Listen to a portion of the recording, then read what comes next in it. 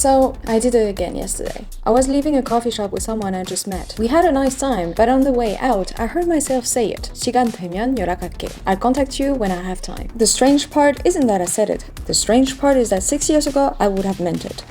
Hi, this is Mia, and today I want to talk about something that is part of the small culture here in Korea, but is very confusing, I think, for a lot of foreigners like me. The first time I really got caught by this was 6 years ago, soon after I moved to Korea. I met a Korean girl at a 회식. We got along so well, and we exchanged numbers at the end. And when we said goodbye, she said, 다음에 또 보자, see you next time. I was so happy, I thought I had finally made my first Korean friend. I never saw her again.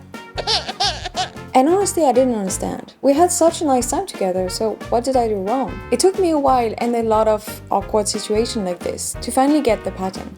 The phrases I kept hearing in these moments were always a little vague, and once I noticed that, I started hearing them everywhere. 생각해볼게요. It means I think about it. But what it actually means is like, yeah, I'm not going to do it. 언제 한번 밥 같이 먹어요? Literally means let's grab a meal sometime. It was nice meeting you, but sometimes probably never. 다음에 꼭 봐요. Definitely see you soon. What it actually means, there is no next time.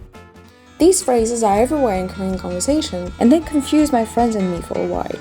Some of them got really genuinely hurt because those kinds of words were never followed by any action. It started to feel like you couldn't believe a word people were saying, like the whole thing was dishonest. The thing is, like, the more time I spent living here, the more I started to understand that those are not really lies, they're more social fillers.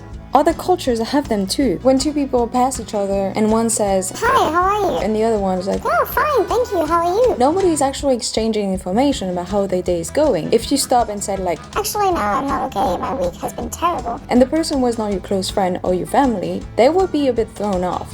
Korean works the same way. I think it's just like way broader. So here's what I eventually figured out, mostly by watching how Koreans talk to other Koreans. When a Korean person actually wants to see you again, the invitation has a real time inside it. 다음 주에 시간 있으면 같이 맥주 먹으러 가자. Next week, if you're free, let's grab a beer. That sentence has a date in it, so they want to see you. But if a person tells you, 우리 곧 또 보자, 그때 같이 맥주 먹으러 가자, that sentence has the same warmth and the same smile, but no actual time, so it almost certainly will never happen. The same logic runs to all those phrases. And honestly, I think the more you have this little guy in the sentence, the less likely you're going to see them again.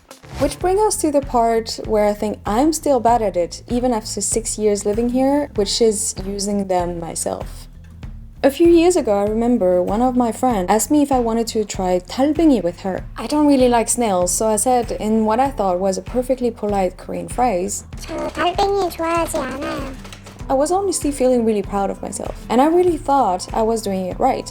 The thing is, a Korean person refusing in the same situation would almost never give the reason if not asked. By explaining why I didn't want to eat it, I was leaking my French directness into a Korean phrase. Because for a French perspective, if you explain things, then it makes it more polite. But in Korean, the more vague you are, the more polite you sound. Every culture has fillers. But in Korea, the layer is much wider. You are not just learning a few polite expressions, you are learning a parallel language that runs next to the literal one.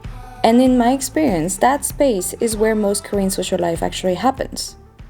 So have you ever experienced this, where something so easy, just saying no, becomes a whole thing because it's in a different language with a different culture? Let me know in the comments, and as always, don't forget to comment, like, and subscribe.